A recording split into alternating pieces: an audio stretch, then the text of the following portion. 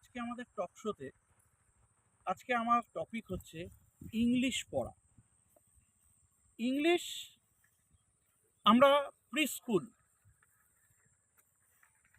বলে রাখি, আমি রাইজিং সান পাবলিক স্কুলের কর্ণধার। তো আমার প্রি স্কুল, আমাদের এই প্রি স্কুলে ইংলিশ মাধ্যমটির খুব জরুরি আছে। আমরা সবাই ভাবি ইংলিশটা শিখবো কি করে, বা ইংলিশ মাধ্যমে দেব, পড়াতে পারবো। দেখুন,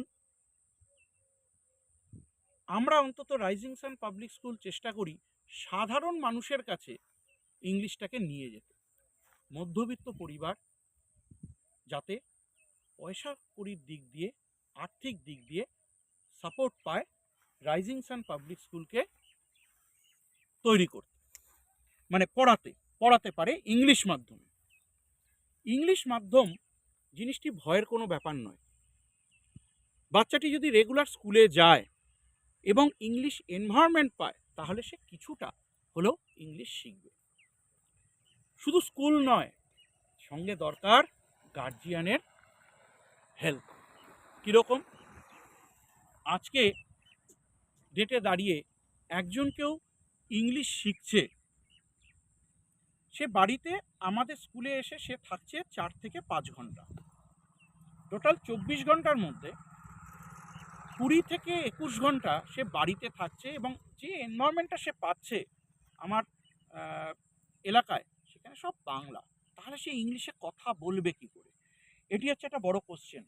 অনেক গার্জিয়ানরা আমাকে এই কোশ্চেনটা করে। এটি নিয়ে আমি বেশ কিছুদিন আগে আপনাদের কিছু আলোচনা করেছিলাম। আমি সেই প্রসঙ্গেই এই আলোচনাটা আসছি। এর জন্য দরকার সবচেয়ে বড় হচ্ছে বাচ্চাটিকে ইংলিশের এনভায়রনমেন্ট এনে দেওয়া। কি করে করব? বাংলার আমি আপনি একটা কোশ্চেন করি, এই এনভায়রনমেন্ট আমি কি করে আনবো?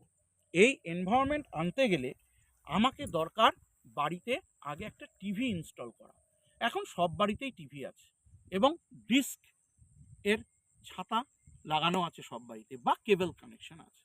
আমি কেবল অপারেটর বা ডিস্ক টিভিতে বা যে স্মার্ট টিভিতে, এদের কাছে আমি 30টি টাকা খরচা করতেই পারি।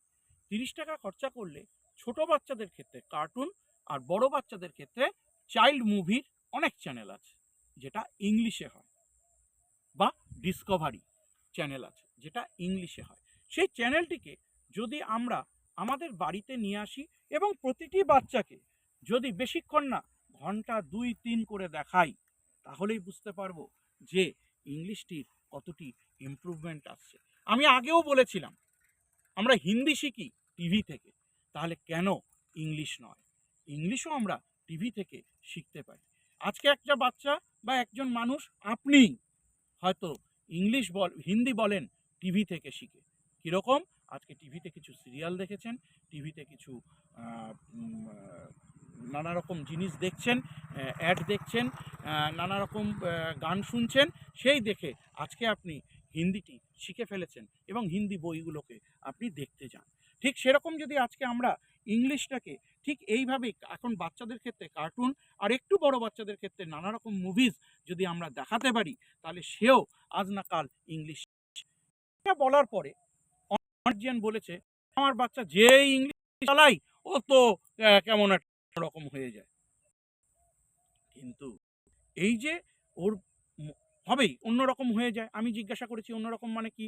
ও তখন কান্নাকাটি শুরু করে, ও চ্যানেলটা চেঞ্জ করে দিতে চেষ্টা করে। অবশ্যই ও করবে, কিন্তু মানুষ হচ্ছে অভ্যাসের দাস। ওকে যদি রেগুলার আমি অল্প অল্প করে এই চ্যানেলটি দেখাতে পারি, যে খাওয়ার সময় আধ ঘন্টা দেখালাম, অন্য সময় 1 ঘন্টা, একদিন দেখবেন ওই প্রতি ওর খুব উৎসাহ জাগবে। কিন্তু যে বাচ্চা যে বয়সে, সেই বয়স অনুযায়ী তাকে দেখতে হবে। বাচ্চাটি 1-2-তে পড়ে বা 3-তে পড়ে, তাকে একদম ওই পিজির লেভেলের দেখান, তাহলে হবে না। তাকে A for apple, B for ball দেখান, তাহলে হবে না। তাকে দেখাতে হবে তার লেভেলের নানা রকম ইংলিশ কার্টুনস, যেরকম হচ্ছে ফ্যান্টাম, যেমন হচ্ছে স্পাইডারম্যান, এই টাইপের কার্টুনসগুলো ওদের দেখান, কাজ হবে। ছোট বাচ্চাদের ক্ষেত্রে পিজি, নার্সারি, এদের ক্ষেত্রে দেখান A for apple, B for নানা রকম রাইমস ইংলিশে, দেখবেন ইংলিশটা অটোমেটিক। কেন? বাচ্চাগুলো বলছে না ইংলিশ, কেন বলছে? রেগুলার তাকে রাইম শেখা, তাই জন্য সে রাইম বলছে, সে শুনে সে পড়তে পারে। ঠিক এই জিনিস আমরা শোনার মাধ্যমে নিয়ে আসতে পারি, তাহলে দেখবেন আপনার বাচ্চাও আজ বাদে ইংলিশে বলতে শুরু করবে।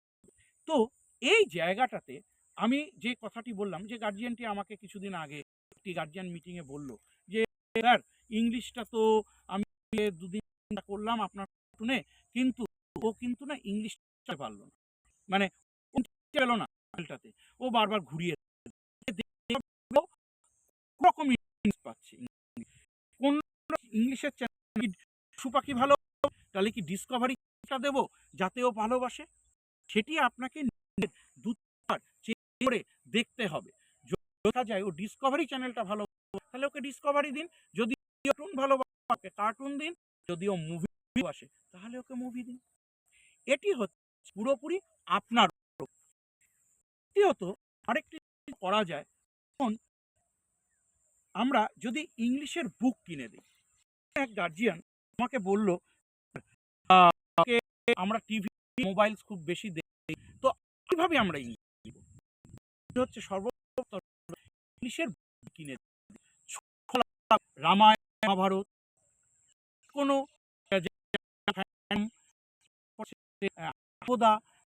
বা এই বই যেগুলো আছে সেগুলো কিনে দিই। ছবিগুলো আগে অ্যাট্রাকটিভ হোক, তারপরে আপনি ওকে পড়ে পড়ে পড়ে পড়ে কিছু খান, দেখবেন নিজেই বইটা নিয়ে শুরু করবে এবং ইন্টারেস্ট পাবে।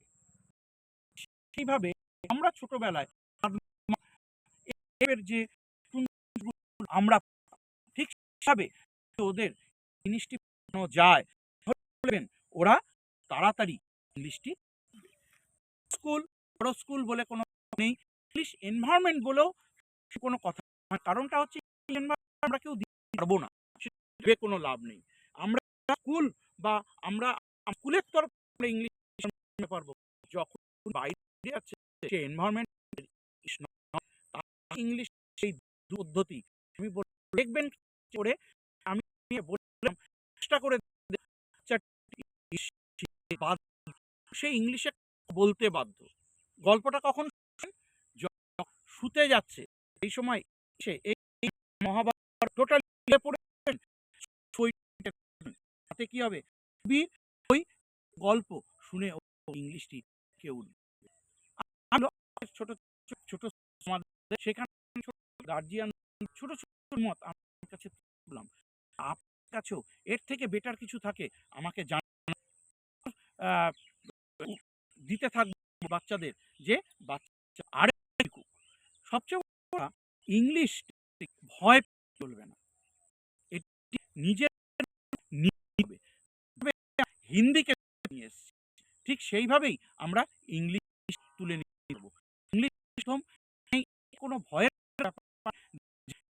একটা কিছু সেরকম না, বাংলা হয়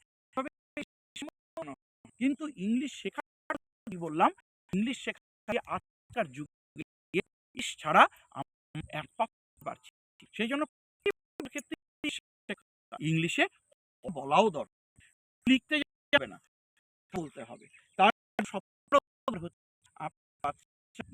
প্রতি ভীতি কাটা, আর যে যে পছন্দ কেউ পড়তে পছন্দ দেখতে পছন্দ দেখতে ইংলিশ বই দেখান, বলতে পছন্দ করে যে পছন্দ করে গান, এই আমার চলতে পারি আমরা ইংলিশ ওপরে আমরা ভাবে দিক নিতে পারি। এই একটা বলি